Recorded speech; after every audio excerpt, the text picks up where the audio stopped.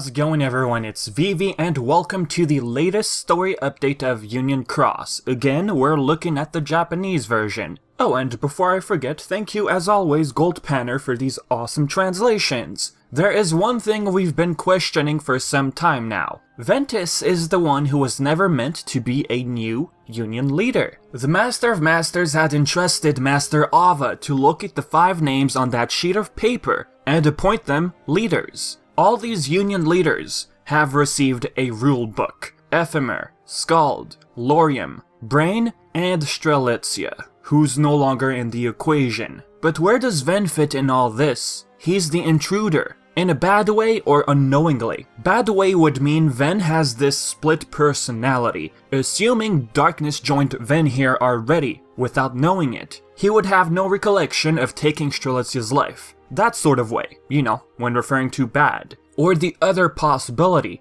I'm leaning more towards now. As Ven states here after being questioned by Brain, he said he was appointed leader by Ava as well, near the tower. So that tells us he saw Ava. Okay.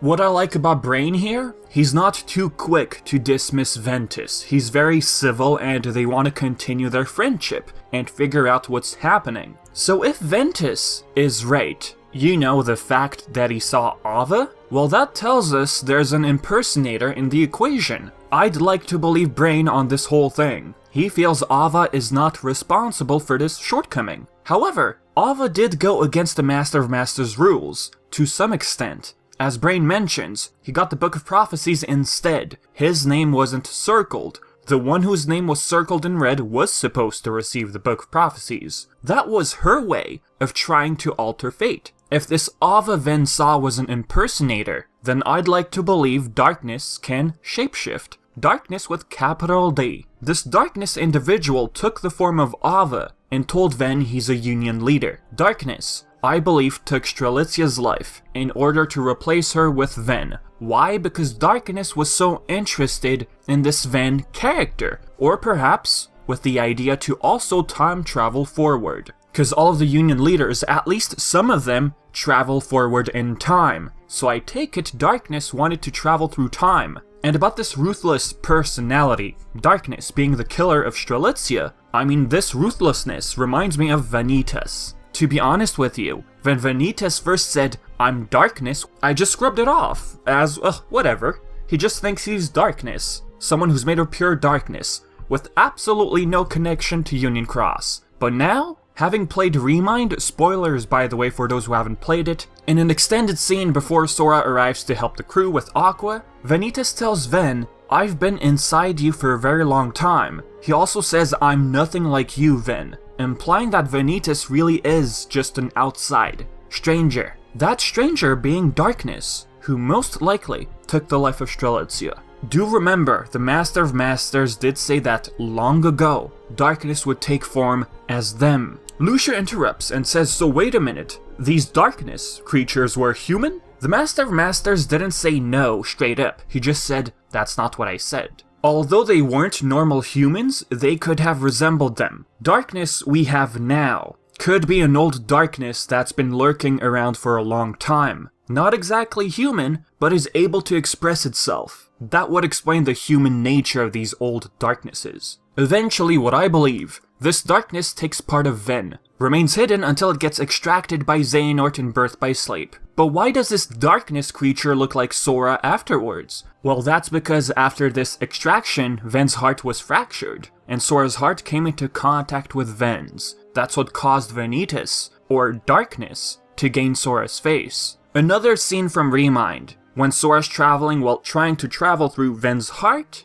Darkness speaks, with capital D again. It tells Sora not to meddle with Ven's heart. Why? Because Ven's heart is too pure and that Ven can be careless. Too pure? Why would Vanitas? Yes, I truly believe, for now, that the present time Vanitas is sleeping within Ven. That was Vanitas from that time speaking to Sora. So 2 things out of this scenario. 1. Too pure could perhaps mean, if Ventus were ever to be taken over by some sort of entity, aka Darkness, he'd be careless, like his heart would be easily taken over by darkness, which would bring us to Ven's split personality, with no recollection of the bad things he's done in the past. Number 2, he's too pure, meaning Vanitas had no clue that Ven's heart was too pure when he decided to join with this kid. So because of his pure-hearted nature, that's what kept the darkness hidden this whole time, until Xehanort came in. Vanitas merged with Ven a long time ago, as a way to travel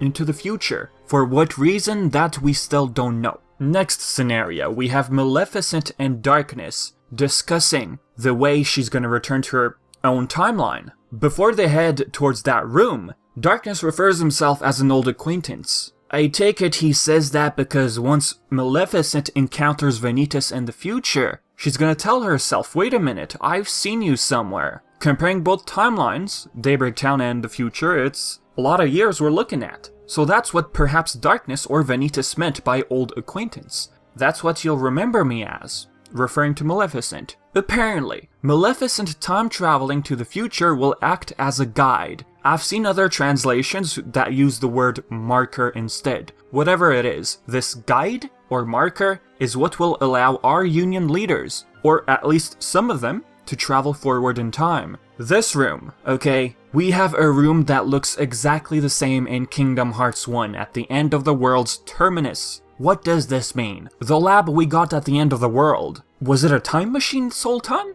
I mean, going back to Ansem's reports and secret reports from KH1 and KH2, I have made a grave mistake. My study of the darkness of the heart began with a simple psychological test and quickly snowballed. Spurred on by my youngest apprentice, Ienzo, I constructed a massive laboratory in the basement of my castle. This was by Ansem the Wise in Kingdom Hearts 2. As for the other one, the experiments caused the test subject's heart to collapse, including those of the most stalwart. How fragile our hearts are, my treatment produced no signs of recovery. I confined those who had completely lost their hearts beneath the castle. Sometime later, I went below and was greeted by the strangest sight. Creatures that seemed born of darkness. What are they? Are they truly sentient beings? Could they be the shadows of those who lost their hearts in my experiments? This was written by Xehanort, Ansem's apprentice. Ansem the Wise built a lab in the basement of Radiant Garden, encouraged by Ienzo. Not looking at Union Cross, alright? This room in the end of the world terminus must have been the lab he was referring to. There are 5 chambers in KH1, and now we have 7 in Union Cross. KH1 was released 18 years ago. Nomura couldn't have possibly thought of this machinery in KH1 being used as a time machine to send our folks, the Union leaders, to the future. It's way too much of a time gap. Here's what I imagine. Nomura went back to KH1, saw this room, and reminded himself that he would one day use it as a plot device. He told himself, "Aight, let me do something with this." That is, if this room had no correlation with Ansem's reports. But I mean, if you've played this for the first time, you might believe that the lab that was mentioned in the reports is this room right here. But in Kingdom Hearts 2 Final Mix, there's another room, the basement, literally. We see Xemnas walking down. That could be the lab Ansem spoke, and the reports as well, the Chamber of Repose. Yes, it's a hallway, technically, but there could be other rooms. The lab they were referring to could have been someplace near the Chamber of Repose. But as for these pods right here, we can now imagine it has ties to Union Cross. It looks exactly the same. So wait a minute, are we still looking at Radiant Garden when looking back at the terminus? Possibly. After all, the end of the world was made of fragments of the worlds the Heartless devoured.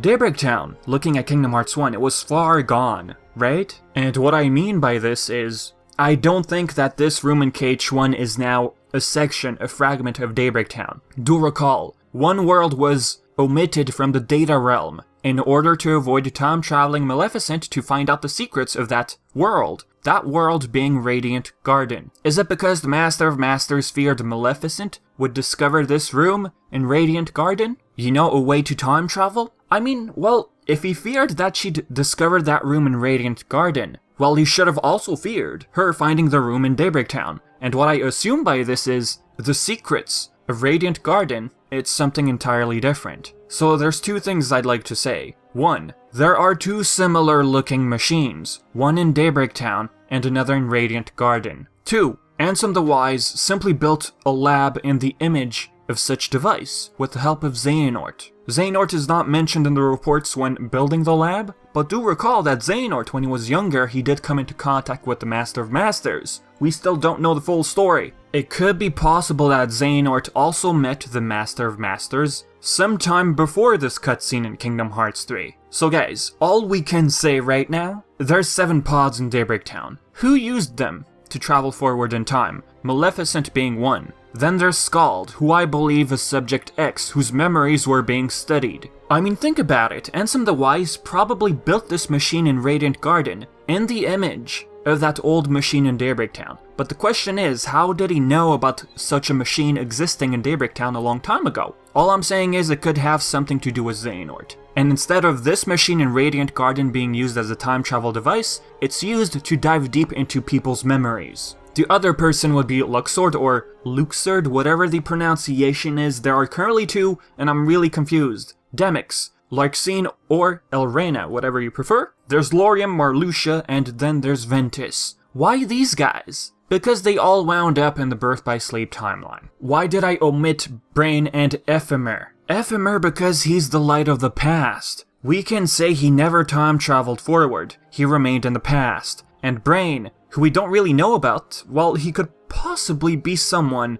related to Ericus, like his ancestor. Something along those lines was mentioned in the secret reports of Kingdom Hearts 3. Although not straight up mentioned, the idea is there. So with that, we can also believe that Brain remained behind. So as for other things, Lauriam shows up, of course with the Divine Rose Keyblade, right? Roses. Now how does he have access to this room? Because according to Darkness, this room was off limits to everyone. Well, seeing as how he's a union leader, he's got the authority now. He just managed to discover this room eventually. Even if he is in this room, he still feels like they can't allow anyone else to enter this room. He sees Maleficent, you know, as an intruder. Oh, and before I forget, remember the video I made about Project Xehanort? Well, its official name is now Kingdom Hearts Dark Road. How simple of a name! I am pretty sure a lot of people were trying to come up with complicated names, going by the history of titles of Kingdom Hearts having, you know, unusual names. But no! Dark Road! I'm sure a lot of people guessed 50% of it, at least the word dark, but road?